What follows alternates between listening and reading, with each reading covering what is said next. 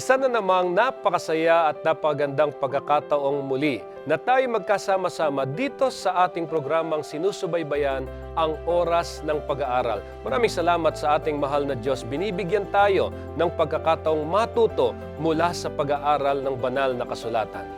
Ako po si Pastor Jose Sabat Jr., ang inyong makakasama para sa isang panibagong pag-aaral sa taong ito na 2017. Siyempre kasama rin natin ang ating partner, si Pastor Nestor Ilioma, ang ating professor sa Manila Adventist College. Kamusta po kayo, Pastor? Maligayang bagong taon sa iyo. Ganoon din naman, Pastor, binabati kita ng isang napakabuting taon sapagkat ako'y naniniwala na ang pagpasok natin ng panibagong taon ay kasama natin ang Diyos at siya ang papatnubay, gagabay at tutustos ng lahat ng ating mga pangangailangan sa taong ito. Yan, natapos ang 2016 na tayo ay nagkasama-sama at ngayong 2017, sana'y patuloy po tayong magkasama-sama at aming pinaabot ang aming mainit na pagbati sa inyong lahat. Maligayang bagong taon po sa inyo. Ngayon tayo ay nasa panibagong serye ng pag-aaral para sa 3 buwan. Dito sa trimestrong ito ay pag-uusapan natin ang banal na espiritu at espiritualidad. Pamilyar tayo sa salitang banal na espiritu. Palaging ito ay nababanggit kasunod ng Ama, ng Anak, at nagpapakita lamang na ang kanyang papel na ginagampanan ay nasa likod ng mga tagpo. Dahil sa halip na malagay siya sa sentro ng pansin, kanyang inaakay ang tao hindi sa kanyang sarili, kundi kay Jesus at ang gawain ni Jesus para sa atin. Kaya nga po napakahalaga ng ating pag-aaral para sa buong trimestre dahil dito matutuklasan natin ang napakahalagang papel na ginagampanan ng banal na espiritu para sa isang karanasang Kristiyano at ang ating pagiging espiritualidad. So, sa pagkakataong ito, Pastor, ay ating tatalakayin ang unang leksyon tungkol sa ang espiritu at ang salita. At dito po mga ginigiliw naming mga kapatid at mga kaibigan, ating pag-aaralan ang tungkol sa banal na espiritu at ang kanyang gawain at paano ito inuugnay sa banal na kasulatan. Kaya yung pamagat ng pag-aaral ay ang espiritu at ang salita. Subalit bago tayo dumako sa ating talakayan, ay hilingan muna natin si Pastor Ilioma na manalangin. Tayo po ay manalangin. Mapagpalang Diyos na ang luklukan ay nasa mga langit. Sa banal na sandali ng aming pag-aaral ay pakabanalin ang aming mga kaisipan. Ganon din naman ang aming mga buhay upang kung magkagayon, ang aming pagtalakay at pangunguna sa pag-aaral ng inyong salita ay magiging kapaki-pakinabang. Huwag po ninyong pahintulutan. Sawayin ninyo ang kaaway na iligaw ang aming mga pangunawa, lalong-lalo na sa aming mga taga-subaybay. Pag-aaralan namin ang isang banal, mahalagang paksa, ang tungkol sa kabahagi ninyo na ang banal na espiritu sa pagkadiyos. Nais naming bigyan nyo kami ng pangunawa na hihigit sa aming payak na pagkaintindi. Nawa mahigitan namin ang inyong kaibigan at pagpalain kaming sama-sama sa lahat ng aming tatalakayin sa dakong ito. Panginoon, bigyan nyo kami ng mga pangakong naming panghawakan at sa aming pagtalakay ang inyong patnubay nawa ng inyong diwang banal ang maranasan ng bawat isa upang kung magkagayon magiging tagumpay ang suhetong aming tatalakayin sa aming mga buhay, ganun din naman sa mga nakikinig sa aming programa. Sa pangalan ng Panginoong Hesus. Amen. Napakaganda ng ating unang tatalakayin para sa trimestrong ito, ang tungkol sa espiritu at ang banal na kasulatan. Atin tingnan ang susing talata na masusumpungan sa 2 Timoteo, Kapitulo 3, talatang 16 at 17. Ang lahat ng mga kasulatan ay kinasihan ng Diyos at mapapakinabangan sa pagtuturo, sa pagsaway, pagtutuwid at sa pagsasanay sa katwiran upang ang tao ng Diyos ay maging ganap nasasangkapang lubos sa lahat ng mga gawang mabuti. Pastor, ang mga talatang iyong binasa, bagamat nasa salin na ang bagong Biblia, ay isinulat ni Pablo sa kanyang sulat kay Timoteo. Okay, narito ang isang matandang manggagawa, pastor, at sinusulatan ang nakakabatang manggagawa na si Timoteo. Ito'y isang pahayag kung ano ang pagkaunawa ni Pablo sa banal na kasulatan na kanya namang ipinapaliwanag kay Timoteo na nais na maunawaan ng mga iglesia na hinahawakan ni Timoteo. Ayan, pastor. Ang sabi roon ay, ang lahat ng mga kasulatan ay kinasihan. Now, pag tinanong natin sa panahon ni Pablo, pastor, at gusto kong idiin dyan, nang isulat ito ni Pablo, wala pa pong bagong tipan. Ang tinutukoy niya ritong mga kasulatan directly, okay, na naroon sa kanilang kapanahunan ay yung mga kasulatan na ibinigay kay Moses at sa mga propeta sa lumang tipan. Yun yung existing na scripture. Ang tawag doon ay banal na kasulatan. Ayan, kung papansin niyo, pastor, ay napakalinaw doon. Ang sabi rito ay ating lilinawin, ang lahat ng mga kasulatan ay kinasihan. Mamaya, tatalakayin natin yung talitang kinasihan ng Diyos. Ayan. Hindi po yung kasulatan, kung titingnan natin ay ang lahat ng mga kasulatan ay kinasihan ng Diyos na papakikinabangan din naman. Apat yung purpose. Doon sa translation mo, magkaiba tayo ng Bible na ginagamit. Ang sabi rito sa lumang salin, pastor, ay pagtuturo, pagsansala, pagsaway, at ikatututo na nasa katwiran. So, nais kong lilinawin. So, ang banal na kasulatan, pastor, ngayon ay kasama na ang bagong tipan. Kasi tayo ay sinasama na natin na ang lahat. So, it includes now the old and the new.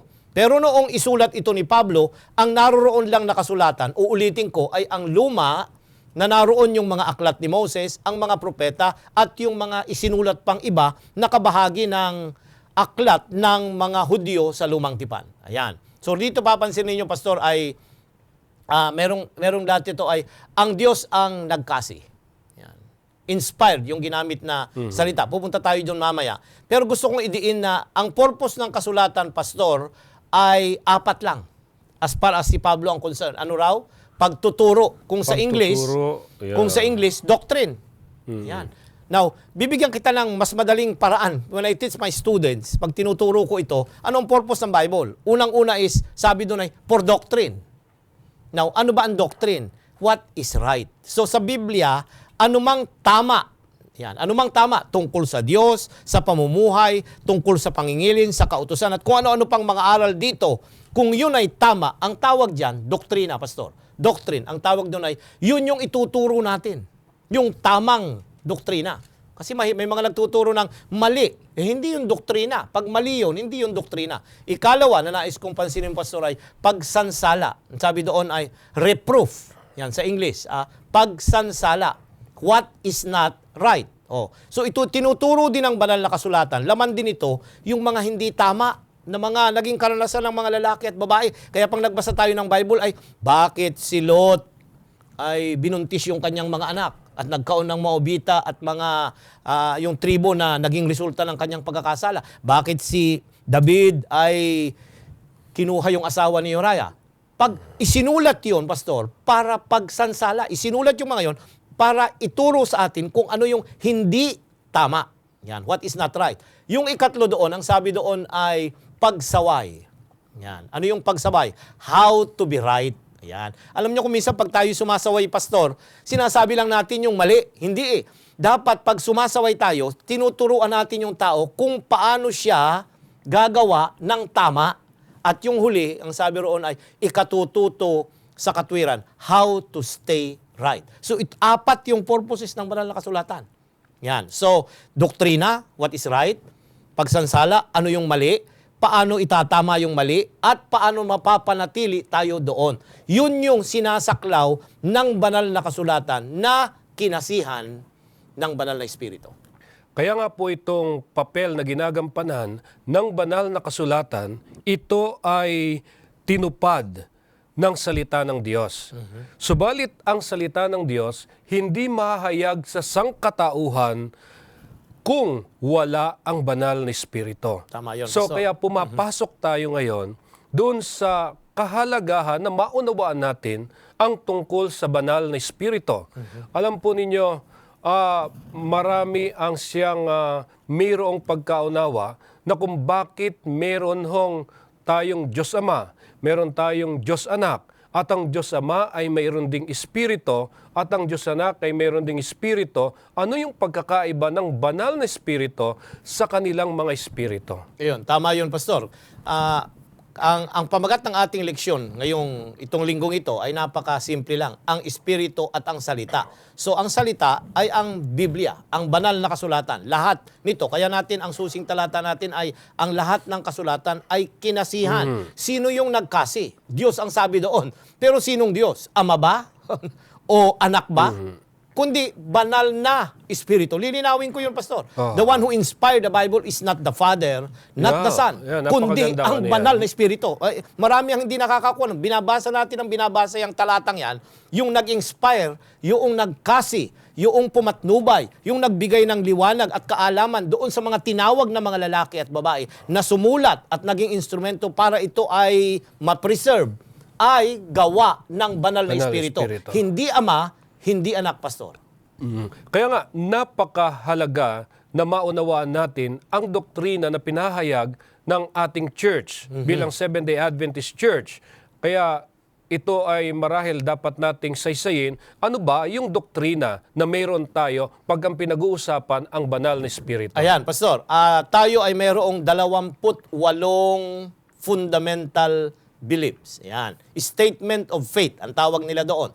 Tayong mga Adventista, wala tayong creed. Ayan. Hindi natin ginagamit yung salitang credo kasi yung credo ay fixed statement. Hindi mo pwedeng baguhin yung mga salita doon. Tayo, yung ating 28 fundamental beliefs, tuwing nagkakaroon tayo ng General Conference session, nire-review yun ng ating mga scholars at ng buong iglesia upon nagmi-meeting. At tinitingnan yung mga salita doon kung meron pang mas magandang pagpapahayag at pagpapaliwanag na pwedeng gamitin. Kaya nababago yung iba doon. Hindi binabago yung doktrina, Pastor, kundi yung pag-express, yung pagpapahayag noong pananampalatayang iyon, pinapalitan kung ano yung mas malinaw na salita at inilalagay doon. Ayan. Hindi tayo creedal statement, kundi fundamental beliefs. Ayan. Now, fundamental beliefs number 5, Pastor. Iyon yung pananampalataya natin as statement ng ating iglesia na dapat naintindihan ng lahat. Now, gusto kong basahin mo at ating ipapaliwanag ng kaunti yung fundamental beliefs na number 5. Okay.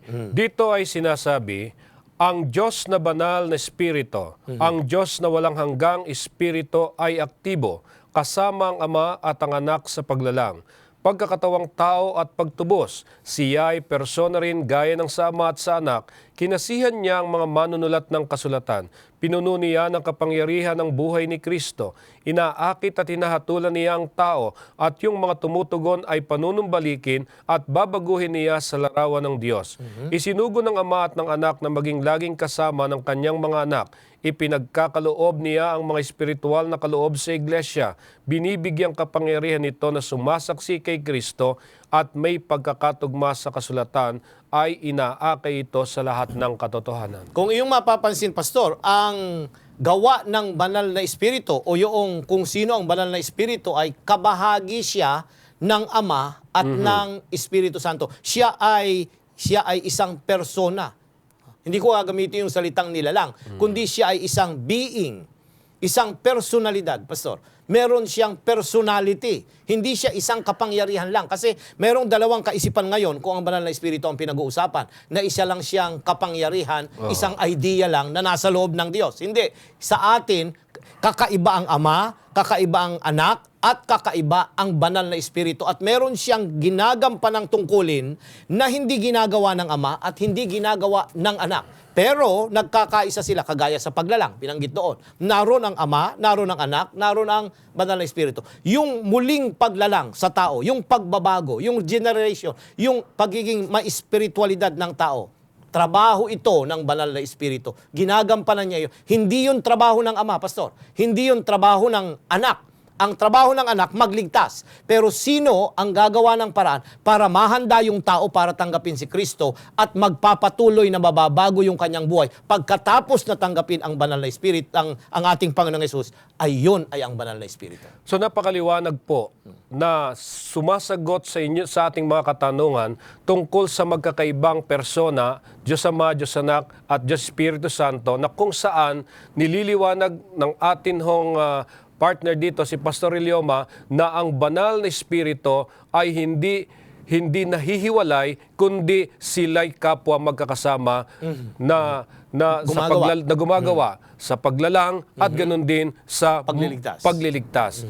So ngayon, titingnan na natin ang naging gawain ng banal na Espiritu tungkol sa pagpapahayag ng mga salita ng ating Panginoong Diyos.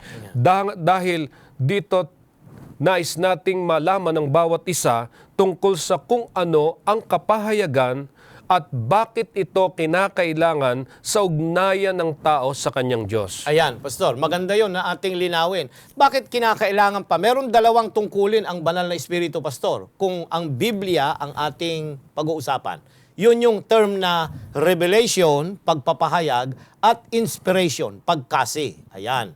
So, lilinawin natin. Ito'y trabaho ng banal na Espiritu. Uulitin ko. Hindi ama, hindi anak. Now, bakit kinakailangan pa ng pagpapahayag? Bakit kinakailangan ipahayag ng Diyos ang kanyang sarili at ang kanyang kalooban sa mga tao? Now, unang-una sa lahat, ano ba ang kondisyon ng tao? 59:2 ng Isaiah, Pastor. 59:2. Ang sabi po dito sa Isaiah 59, talatang 2, ngunit pinaghiwalay ng inyong mga kasamaan kayo at ang inyong Diyos, at ang inyong mga kasalanan ay siyang nagkubli ng kanyang mukha sa inyo, ano pat siya'y hindi nakikinig. Ayan. Sisimulan natin. Nang lalangin ng Diyos ang tao, Pastor, sakdal at walang kapintasan. Pero nung magkasala ang tao, ang Diyos ay nakikipag-usap ng harapan. Sila, yung Espiritu, yung Ama, yung anak. Ako'y naniniwala, nakabahagi sila, lalong-lalo na yung anak kasi siya yung manlalalang. O, sa mga nakalipas sa pag-aaral ay idiniin natin na ang manlalalang, yung direct agent of creation, ay ang anak. Ayan. O, pero nang magkasala ang tao, na, ang sabi doon, nagkubli ng kaniyang mukha. Natago na, hindi na makita, hindi na maaninag, di na marinig yung Diyos na lumalang sa kanya. Nagkaroon ng separation, there's a gulf, paghihiwalay. Ayan. Kaya nga kinakailangan na ipahayag ng Diyos ang kanyang sarili. Ipakilala niya ang kanyang sarili at ang kanyang mga aral at mga turo at likas sa banal na kasulatan. Paano yon? Yun yung trabaho ng banal na Espiritu. Yun tinatawag nating revelation, Pastor. Yung ipapahayag niya kung sino yung Diyos na yun na lumalang, kung sino yung Diyos na may mga gusto siya na may kabanalan at kung ano pang mga likas. Ang nagpapahayag noon ay ang banal na Espiritu. So, ang role ng banal na Espiritu is to introduce to us the God na napahiwalay sa atin. O sino ba yun? E di yung Ama, yung Anak, at siya mismo, kabahagi noon. At ang paraan ng pagpapahayag ay sa pamamagitan ng kanyang mga salita. Ngayon itong punto na dapat nating maintindihan kung paano na naisulat ang kanyang mga salita dahil doon sa ginamit na salitang kinasihan. Ayan. Ngayon, yung salitang kinasihan, paano natin ito ipapaliwanag? Ayan, Pastor. Pumunta tayo doon sa salita ng 2 Timoteo kanina. Balikan natin yung ginamit ni Pablo doon. 2 Timoteo 2, ang talata ay Kapitulo 3. Kapitulo 3, Pastor. Yung bahagi ng talata kanina. Ang talata ay 16. Dito po ang sabing ganoon, 3:16. ang lahat ng mga kasulatan ay kinasihan ng Diyos at mapapakinabangan sa pagtuturo, sa pagsaway, pagtutuwid at sa pagsasanay sa katwiran. Yung pagkasalin ay medyo hindi ako hindi ako aprobado. Pasensya na, pero ang lahat ng mga kasulatan na kinasihan.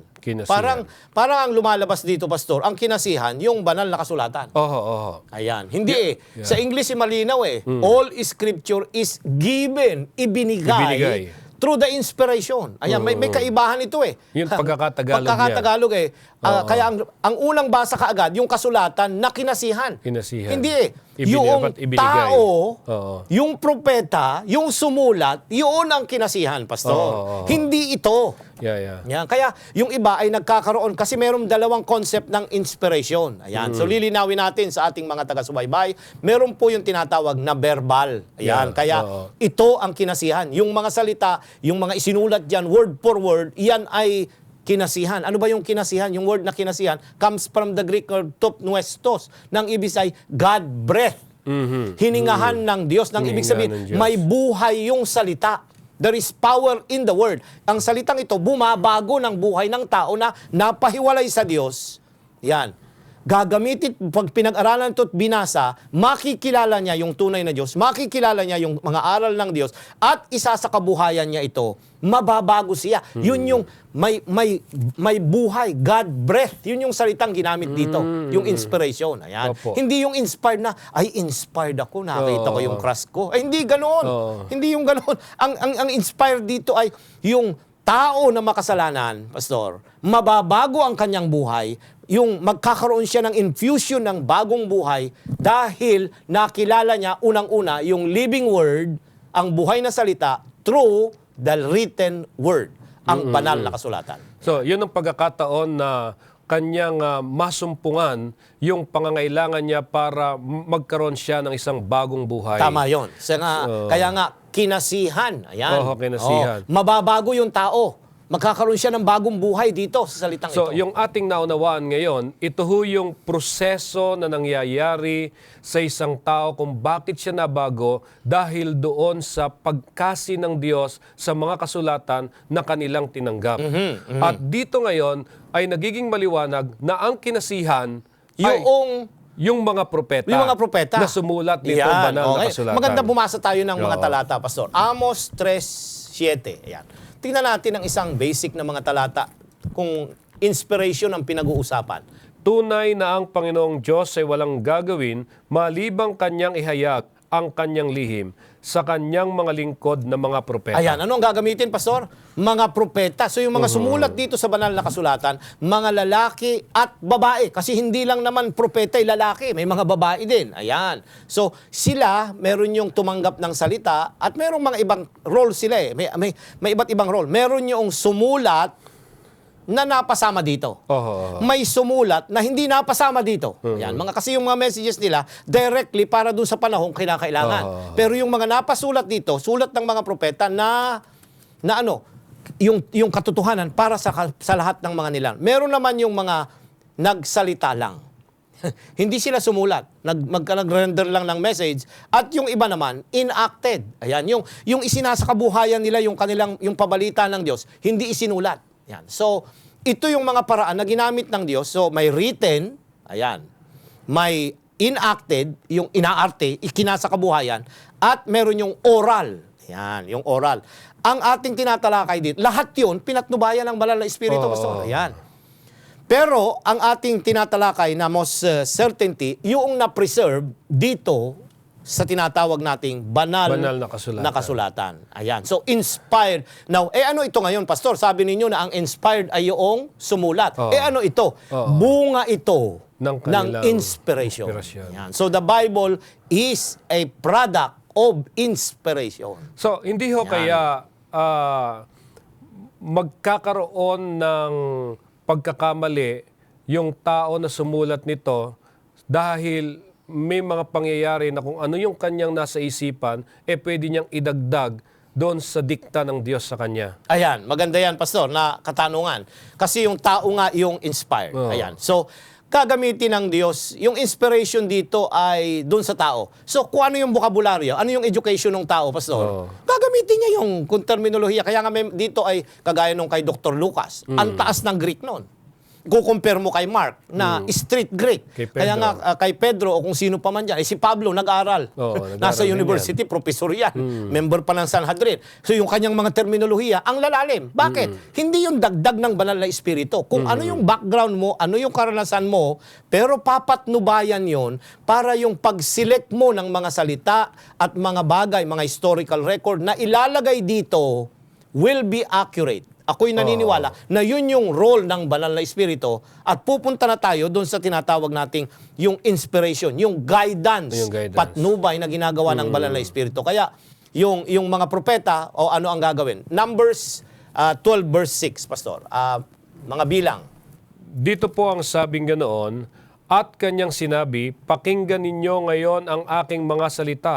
Kung mayroon sa gitna ninyo na isang propeta, akong Panginoon ay magpapakilala sa kanya sa pangitain at kakausapin ko siya sa panaginip. Yan, basic yan. Sa isang propeta, Pastor, dalawa, hindi lang isa, dalawa yung paraan, yung medium na gagamitin ng Diyos. Ang pangitain at yung panaginip. Yan. So yung mga propeta rito, it's either na panaginipan nila or kanilang nagkaroon sila ng pangitain doon sa mga isinulat. Pero, hindi lang nakakonfine doon na yun lang ang hindi naman lahat ng naisulat sa Bible, kagaya ng mga Psalms, mga kung ano-ano pa. Kundi, meron silang, kagaya ni Pablo rin, nanghiram pa sila, nagbaro pa sila. Yan. Kasi meron tanong is inspiration based on originality? Ay, hindi. Kasi ang banal na kasulatan, kagaya ni Lucas, papansinin mo, Pastor, Lucas Kapitulo 1, pansinin ninyo.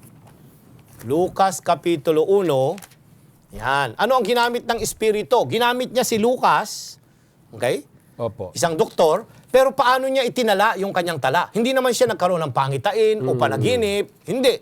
Pero anong ginawa niya? Talatang 1 hanggang 3, Pastor. Yamang marami ang nagsikap mag-ayos na isang kasaysayan tungkol sa mga bagay na naganap sa gitna natin ayon sa pinaalam sa atin ng mga taong buhat sa pasimula ay mga saksing nakakita at mga tagapangaral na salita. Ay minabuti ko naman pagkatapos na siya sa ating mabuti ang lahat ng mga pangyayari buhat sa pasimula na sumulat ng isang maayos na salaysay para sa iyo. Ayan. Ano ang ginawa niya? Sumulat siya ng maayos na salaysay based on doon sa mga tao na nakarinig, nagkaroon ng mga vision o anuman, iniayos niya. Ayan. Yung by inspiration? Yes, inspiration pa rin yun. Hindi siya nagkaroon ng pangitain, hindi siya nagkaroon ng panaginip, pero yung historical record, yung account ng mga taong nakakita, nakarinig, ayan. Tingnan niyo yung sabi sa 1:1, Kapitulo 1, Pastor. Meron yung statement ni Juan dito para ating maalaman. 1:1, 1 at 2. Ayan. 1 Juan Kapitulo 1 at 2. 1 at 2, yan.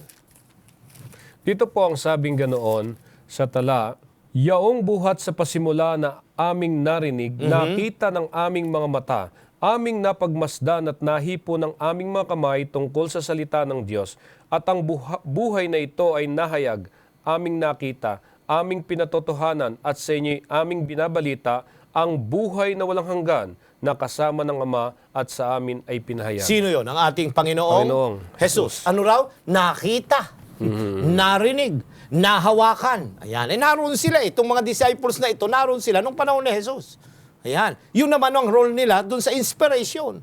Pero, huwag nating i-imaginein. Maraming nag-aaral ng Biblia na noong pasama si Jesus nito, si Juan, si Matthew, kung sino pa, ay nagre-record sila. Wala namang tape recorder noong kung ano yung Sermon on the Mount. Nasulat yung mga yon after pa, maraming taon, pag-akyat ni Kristo sa langit. Doon nag-work yung banal na espiritu para ma-preserve yung mga turo ni Kristo, yung kanyang buhay na accurately pinatnubayan ng banal na espiritu yung mga alagad para isulat ito. Kaya kung may paghahambingin mo yung 4 na ebanghelyo, may mga discrepancy yung kanilang mga account. Merong idiniin na ito yung nangyari, merong ganito naman dun sa kabila. Hindi ibig sabing nagkagulo. Hindi. Kasi yung naalala nila na pinatnubayan ng banal na espiritu. Di yung uniqueness ng author naroroon as an individual. Napakaganda. So ngayon ay naliwanagan natin na ang Biblia, kung ito ay sinulat lamang ng tao, maaaring hindi natin maunawaan ang salita ng Diyos. Subalit mapalad tayo sapagkat nais ng Diyos na ipahayag ang kanyang sarili sa tao, kaya nga't kinasihan niya ang mga salita na ibinahagi ng mga propeta. So, sa dahilang ito, sa prosesong ito, dito ngayon ma-observe natin kung paanong ang lahat ng kasulatan ay pawang nagkakaisa tungkol sa katotohanan. Kaya nga, ngayon, tingnan po natin ano yung ibang paraan sa mga kasulatan tungkol sa pagpapahayag ng Diyos sa kanyang sarili at kalooban. Ayan, binasa na natin yung doon sa Lucas kanina. So, yung historical record. Ayan. So, may mga historical record yan. Kung pag-aaralan natin, Pastor, ang Bible, iba't iba yung ang ginagamit ay genre. Genre. Iba-iba yung mga pagkasulat nito. May poem, kagaya ng poetry sa mga awit. Mayroon naman yung tinatawag natin na biographical, yung pagsusulat ng buhay ng talambuhay ng ating Panginoong Hesus, yung tinatawag na gospel. Yan, mula kapanganakan hanggang kamatayan. Yan. So iba-iba yung mga paraan. Meron yung nanaginip. Yan. Sa pangitain yung sa propesiya, yung mga napapakinagipan nila Daniel at ni Juan nakita doon sa Patmos, iba-iba yung paraan. Yung iba naman historical detail ng mga chronicles, mga buhay ng mga hari. Pinagsama-sama ito at inilagay dito sa banal na kasulatan, Pastor. Ang tanong, sinong pumatnubay? Sinong nagbigay sa kanila ng idea para yun kunin yung record na ito at hindi? Ayan. Kasi, paano mo malalaman at ito nga yung idadagdag? Like for example, may mga gospel na Gospel of Peter, Gospel of Thomas. Bakit hindi yun napasama rito sa Bible? Bakit yung mga record na yun na hindi? Ako'y naniniwala na ang banal na espiritu ay gumawa doon sa mga lalaki na sumulat ng mga aklat na ito na kinakailangan. Kasi ang unang-unang tanong ay, ano bang mga aklat ang ilalagay dito? Ayan. So, yung aklat na isinulat una, authorship. Sino ang sumulat? Is he a prophet or an apostle? Ayan. So, yung propeta kasi pinapatnubayan ng Diyos. Yung apostle, tinawag ba ng Diyos? Yes. Tinawag sila. Kaya may karapatan sila na ang kanilang mga aklat mapasama dito. Ayan. So, yung sa canonization concept, kasama yon.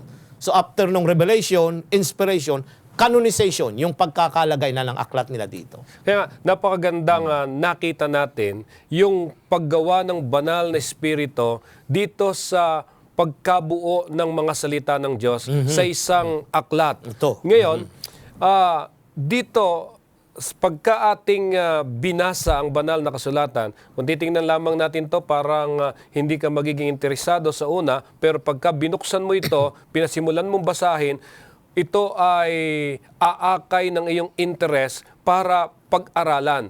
At habang pinag-aaralan mo, Pastor, ito ngayon ang hamon sa mga nag-aaral ng Biblia, ay yung pagkakataon na lalo kang nalilito dahilan sa iba't iba ang sumulat sa iba't ibang konteksto. Ayan. Kaya Tama yun. makita mo, ang mga nag-aaral ng Biblia, nagkakaroon ng iba't ibang paliwanag.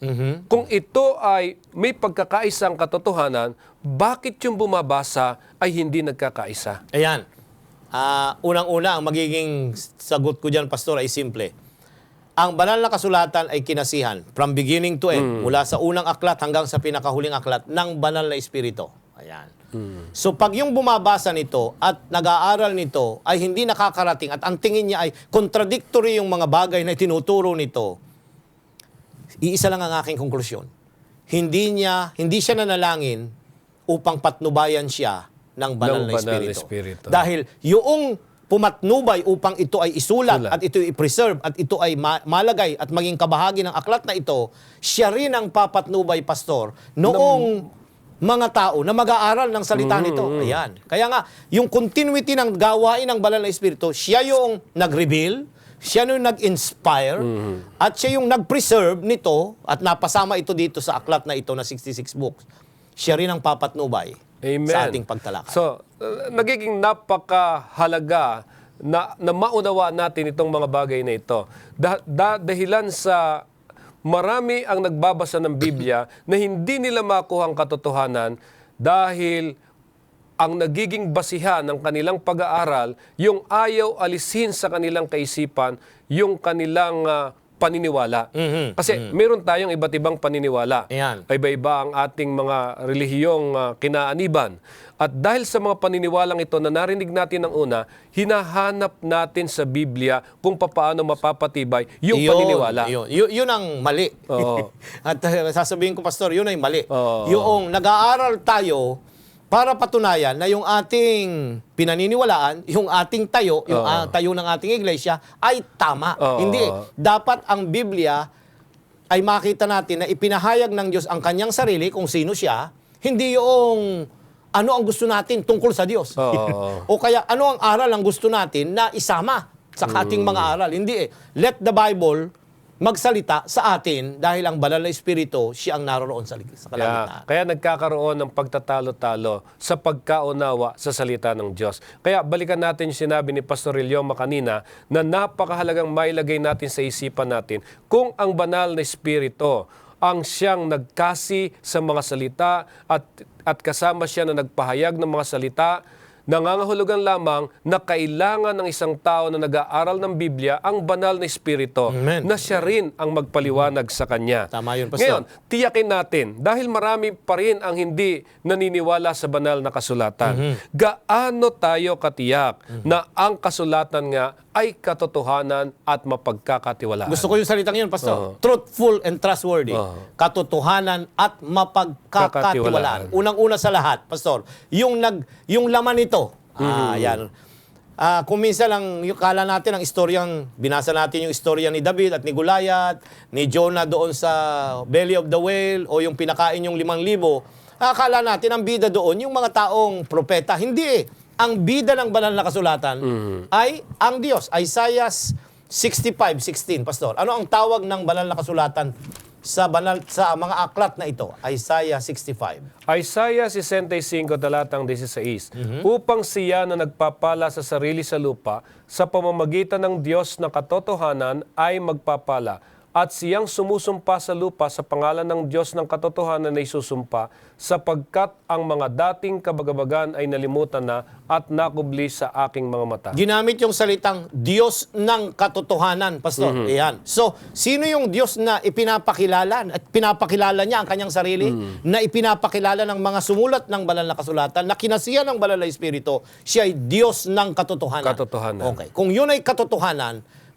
katotohanan nga. Kaya sabi mo kanina how sure are we na ang laman ng Biblia ay katotohanan? Katotohanan. Kasi yung Diyos na pinapakilala dito at yung kanyang mga aral at mga turo ay katotohanan. Ayan. Pumunta pa tayo sa Juan 14, ang talata ay 17, Pastor. Ano ang sinasabi ni Juan? Juan 14, talatang 17. 17. Ito ang espiritu ng katotohanan na hindi kayang tanggapin ng sanlibutan, sapagkat siya'y hindi nito nakikita o nakikilala man, siya'y nakikilala ninyo sapagkat siya'y nananatiling kasama ninyo at siya ay mapapasa inyo. Napansin mo, Pastor, kanina ay Diyos ng katotohanan, ito naman, espiritu ng katotohanan. Ayan. So, yung laman nito ay tungkol sa Diyos at sa kanyang mga aral. At yung pumatnubay, yung gumabay, yung kumasi nito ay yung espiritu ng katotohanan. Kaya ang tanong mo, how sure are we? Oh, the God and the Spirit put them together. Itong nilalaman nito para manalig tayo na ito ay katotohanan at mapagkakatiwalaan. Kaya nga, maging ang ating Panginoong Hesus, siya ay nagpatotoo na ang salita ng Diyos ay banal at katotohanan. Ayan. Basahin natin, Pastor, 17 ng 1. Ano ang sinabi ng ating Panginoong Hesus nang narito siya sa lupa? Ang sabi dito, pabanalin mo sila sa katotohanan. Ang salita mo ay katotohanan. Okay, so Diyos ng katotohanan, Espiritu ng katotohanan, at salita ng katotohanan. Ayan. So, Diyos na banal, makapangyarihan, bumabago. Yung Espiritu na ganun din, bumabago at makapangyarihan. Yung salita, ang Biblia ng katotohanan, bumabago rin at may kapangyarihan upang tayo'y baguhin sa ating mga maling asal. Kaya nga, nakita ko ngayon, yung aking laging naririnig na ang Biblia, ang salita ng Diyos ay makapangyarihan. Subalit, subukan mo kung ito'y makapangyarihan at magamit mo ang kanyang kapangyarihan laban sa iyong kapwa, hindi mo siya kayang gamitin. Dahil ang kapangyarihang tinutukoy dito ay yung kapangyarihan ng banal na espiritong baguhin ka sa iyong pagiging makasalanan. Ayan. Bumalik tayo doon sa ating key text, Pastor. Doon sa 2 Timoteo. Itaas natin yung talatang 15. 2 Timoteo 3:15. Meron dong idiniin eh. Kasi kung minsan ginagamit yung kasulatan na hindi naman doon sa purpose na yaon. Ayan. No. Dito ang sabing ganoon. At kung paanong mula sa pagkabata ay iyong nalaman ang mga banal na kasulatan na makapagtuturo sa iyo tungo sa kaligtasan sa pamamagitan ng pananampalataya Ayan. kay So ano Kristo ang Jesus. purpose? Magtuturo ito ng tungkol sa kaligtasan at ng pananampalataya kay Kristo Jesus na siyang magdadala ng kaligtasan. Ito ang purpose ng banal na kasulatan, Pastor. Oo. Ayan. Hindi ito about science. Maghahanap ka nga ng may mga aral dito tungkol sa mga geography, Oo. mga astronomy at kung ano-ano pa. Pero hindi yun ang emphasis. Pinagay lang yun dahil ang Diyos ay manlalalang. Kaya dinidiin yung mga ganun na mga talata. Ang main purpose nito ay, kaya nga ang salita ay tinatawag na written, living, at saka yung preach o yung ipinangangaral. Iisang salita yan. At yun ay ang ating Panginoong Jesus. Siya ang salita. So kaya ang banal na kasulatan ang siyang tagapagturo natin patungo sa kaligtasan. Of course, sa pamagitan ng ating pananampalataya. So pumapasok tayo tungkol doon sa espiritual na pangangailangan ng tao, yung mga espiritual na mga bagay na kailangan nating lahat. Ngayon, paano natin uunawain at ipapaliwanag itong mga espiritual na mga bagay na ito? Ayan, sa 1 Corinto 2, 13 at 14, Pastor. 1 Corinto 2, 13 at 14. Ang sabi po dito ay ganito, na ang mga bagay na ito ay aming sinasabi hindi sa mga salitang itinuro ng karunungan ng tao, kundi ng itinuturo ng Espiritu na ipinauunawa ang mga espiritual ng mga espiritual. Ayan, so napakalinaw, Pastor. Hindi, ang banal na kasulatan na kinasihan ng banal na Espiritu, may mga aral ito na pag pinag-aralan natin, Pastor, hindi dapat maintindihan lang doon dahil ako ay natatandaan ko nung bago kaming mananampalataya. Ang nanay ay professor sa university. Sabi nung elder namin doon sa Binyan, sa San Vicente, ay kayo naman po ay professor, ay kayo'y magturo na ng Sabbath School. Teacher na namin kayo, newly baptized. Alam nyo, hindi tinanggap ng aking mga magulang. Bakit? Ang sabi niya ay, professor kami, marunong kami ng antas ng pagtuturo at ng mga kaalaman, pero kakaiba, sabi ng nanay, ang laman ng banal na kasulatan. Hindi ganun ito. Dapat maranasan mo yung pagbabago ng Diyos bago ka, maunawaan mo yung mga bagay na papatnubayan ka ng banal na Espiritu. So ito yung emphasis na dapat nating idiin. Mga espiritual na bagay ay dapat maintindihan at siyasatin ayon sa Espiritu, sabi ni Pablo. Oo. So, napakaganda nitong ating pinag-aaralan na tumutukoy sa banal na Espiritu at tungkol sa salita ng ating Panginoong Diyos. So muli siguro nating balikan upang maging maliwanag sa ating lahat yung ugnayan ng Biblia at ng banal na Espiritu. Ayan, ang ugnayan ng Biblia at ng banal na Espiritu. Tanungin natin ang ating Panginoong Hesus sa Juan Kapitulo 5:39. Juan Kapitulo 5, talatang 39.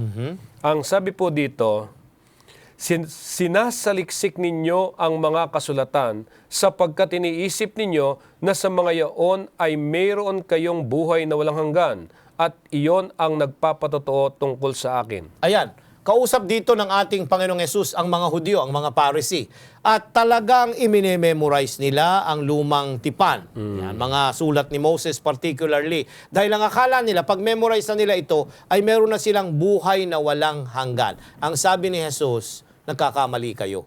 Dapat ay tignan ninyo ang kasulatan na nagpapatotoo, pinapakilala kung sino ako. Sinasabi ng kasulatan kung ano ang role ko bilang tagapagligtas. Kung wala ako, walang bisa at kapangyarihan ang Biblia sa inyong mga buhay. Amen. So ngayon, kahit ako, naunawaan ko na nung ako ay bago pa sa kolehiyo, ginagamit ko yung talatang ito na lagi kong sinasabi, Search. saliksikin natin. Dahil dito may buhay na walang hanggan. Hindi yun ang emphasis, Pastor. Ngayon, nagiging malinaw na ang dinidiin sa talatang ito, walang iba kung hindi yung patotoo, Yung role ng banal na Espiritu na ipakilala ang ating Panginoong Hesus na siyang magdadala ng pagbabago sa ating mga buhay. Magkakaroon ng bisa ang salita, itong written word, kung makilala natin ang ating Panginoong Hesus. At siya'y makikilala lamang natin sa ating pagsasaliksik ng mga kanyang mga katotohanan o ng kanyang mga salita ng ating Panginoong Diyos. Kaya ang Biblia ay napakahalagang batayan para sa ating pananampalataya. At ito yung gamitin natin para sa pagpapahayag tungkol sa Panginoong Hesus. Dahil sinasabi, ang Biblia at ang Biblia lamang. Ayan. So kaya kayo bilang professor sa theology, paano ninyo itinuturo na yung sisalitang ang Biblia at ang Biblia lamang ang konteksto ng pananampalataya o ng banal na Espiritu? Ayan, maganda yon, Pastor. Ang Adventista ay kabahagi rin ng mga Protestante. Ayan, hindi mahirap naman nating i-detach natin ang ating mga sarili. We are closely identified with the Protestant churches na ang kanilang isinisigaw ay ang Biblia at ang Biblia lamang. Ayan. At of course, yung righteousness by faith, yung pagiging matuwid sa pamamagitan ng katwiran ni Kristo at yung priesthood of all believers. Yung tayo ay mga pare. We don't need priests para lumapit sa Panginoon. Pero pangunahin na batayan ng pagsasaliksik ng salita ng Diyos, ang Biblia at ang Biblia lamang. Pag sinabi ito, ang tayong mga Adventista, ang paraan ng pag-aaral natin, lilinawin ko, Pastor, kasi meron pong dalawang klase ng pag-aaral. Meron yung historico-critical method. Yan. Hindi tayo naniniwala doon. Tayo ay historical grammatical method of interpretation. Yan. Titingnan natin yung historical, yung grammar, yung pagkasulat, yung salita, anong klaseng genre, kung ano-ano pang mga yan. Kukonsiderin natin yon para malaman natin yung background at ano yung pabalita na nais ng Diyos para sa atin. Hindi yung historico-critical method. Ano yun? Yung i-criticize natin ang Bible. I-analyze natin yung kung ano. Hindi tayo naniniwala doon. Yung context, kailangan natin. Marami ngayon ang mga tao na nag-aaral na yun ang paggamit. Na ikinukumpare nila yung mga miracle, wala naman ang miracle daw ngayon na mapiperform na ganun, dahil hindi na nauulit yun, sasabihin nila, hindi yun totoo. Mythical lang daw. Kaya lang po sa mga katulad ng mga laiko na hindi naman nakatungtong ng pag-aaral sa seminaryo, paano natin ipapaliwanag sa kanila ang madaling paraan na hindi sila magkakamali sa pagpapahayag ng kasulatan? Ayan, unang-una, Pastor, ay dapat meron kang Biblia. At itong Bibliang ito ay translation laang. Kaya mas maganda, maipapayo ko sa mga nag-aaral nating mga kapatid, mga layman at mga laiko, na meron silang iba't ibang bersyon para Biblia. makita natin yung kasi ang Biblia isinulat sa Hebreo, Aramaic at saka Griego. Ay hindi naman natin kayang pag-aralan yun na yun ang babasahin natin sa araw-araw. Kundi salin ito, na uulitin ko, hindi po ito ang inspired. Hindi yung translation ang inspired. Hindi rin yung Hebrew, Greek at saka Aramaic ang inspired. Yung kumasi. Babalik tayo, Pastor. Yung sumulat, yung nag-preserve nito na mga tao na ginamit ng Diyos, sila yung inspired. So nagtitiwala tayo na pinatnubayan niya ang mga taong ito. Kaya nga, the Bible and the Bible alone, hindi magko-contradict si Moses sa sulat ni Pablo. Bakit? Iisang espiritu ang pumatnubay sa kanila. Pag nag-awa yan, kasi merong iba na, ay bakit dito maliligtas ka sa kautusan? Bakit dito kautusan at ganito? Parang kalaban si Santiago ni Pablo. Hindi. Pagka ganon, pag may nagtuturo ng Biblia na parang kinokontradict ng isa pang mangangaral o tagapagturo at nagsulat ng Biblia, you have not arrived to the truth. Bakit? Because the Spirit is the one who unifies the Scripture. Hindi niya pwedeng kontrahin ang kanyang sarili. Talaga palang maselan na bahagi itong pag-aaral ng Biblia na kinakailangan isaalang-alang natin yung mga iba pang mga magagamit natin para maunawaan natin kung ano yung konteksto. Yung ibang mga aklat marahil na isinulat din ng ibang mga tao para ipaliwanag yung mga salita na ginamit ng Biblia. Tama yun, Kasi Pastor. napakahirap mabasa kung ano yung isipan ng author. So kaya nga po sa pagkakataong ito, para mapatnubayan natin ang mga nagnanais mag-aral ng banal na kasulatan o yung hindi nila maintindihan kung anong sinasabi ng Biblia, ano kaya yung may papayo natin sa kanila? Simple lamang, Pastor. Sa ating pag-aaral, sa araw na ito, idiniin natin na ang Diyos pinahayag ang kanyang sarili dahil gusto niyang abutin ang tao mula sa kanyang pagkadusa at pagkakasala at pagkahiwalay sa kanya. At ginamit niya ang banal na Espiritu. Amen. Ang banal na Espiritu na siyang pumatnubay sa mga lalaking sumulat nito, siya rin ang papatnubay para atin itong maunawaan. Hingi natin na may pagpapakumbaba, tatanggalin natin ang ating mga kasalanan at hihingi natin ito para yung Espiritu walang hadlang na bigyan niya tayo ng pagkaunawa sa mga banal na mga salita na ipinagkaloob sa kasulatan. Amen. May requirement ba kung ilang oras ka dapat magbasa ng Biblia sa isang araw? O... Ay, wala naman, Pastor, pero kung titingnan natin sa karanasan ng mga taga-Berea, yan, di ba? They search the scripture daily. Oo. Yan. Ang ibig sabihin, pinag-aaral, nagtutuon sila ng panahon sa isang araw para pag-aralan ito. It may not be very long dahil busy naman tayo. Mahirap naman maghapon ka na lang nagbabasa niyan. Nakalimutan mo ng magtanim at magtrabaho. Hindi. Ang sinasabi ay, meron ba tayong ginugugol na mga oras at sandali na makaulayaw yung Diyos na nagpapakilala sa atin at sinasabi niyang, ito ang aking kalooban para sa inyo. Yun ang Diyos na nais i-introduce ng banal na kasulatan na kinasihan ng banal na Espiritu. At ito'y mabisang paraan upang lumago tayo sa ating buhay espiritual. Dahil kung wala itong mga salita ng Diyos, ay para din tayo na walang pagkain para sa pisikal na pangangatawan. Tama yun, Pastor. Dahil ito ang pagkain para sa ating espiritual Tama yun. na pangangatawan. Kaya yung ugnayan ng salita at ng Espiritu at ng ating paglago sa ating espiritualidad, kasama ito.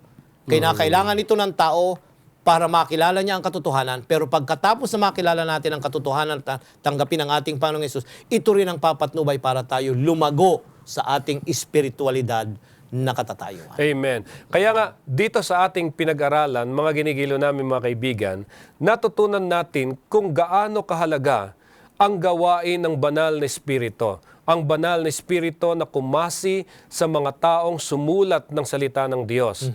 At hindi natin mauunawaan ang sinulat ng mga taong ito, ang patotoo tungkol sa Diyos kung hindi gagawa ang banal na Espiritu sa ating mga buhay. Kaya nga, sa pagkakataong ito, gusto naming himukin kayo na sana'y magpasakop tayo sa pangangasiwa ng banal na Espiritu. At tayo magpakumbaba na tanggapin natin ang maka-Diyos na instruction ng banal na kasulatan.